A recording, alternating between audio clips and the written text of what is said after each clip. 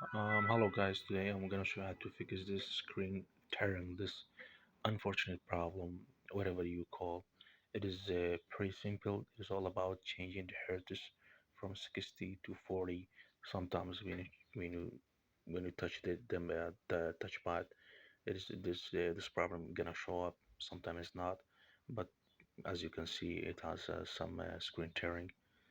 Um, what you're gonna do is just switch the screen hertz from 60 to 40 and your problem will be solved. This is I tested myself is working 100%.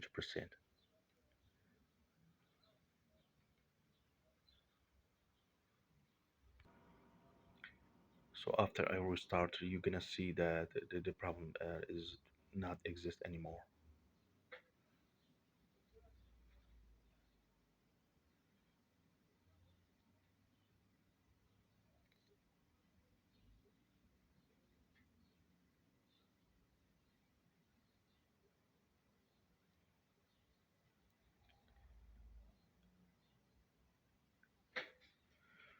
And hope you like it and problem be solved.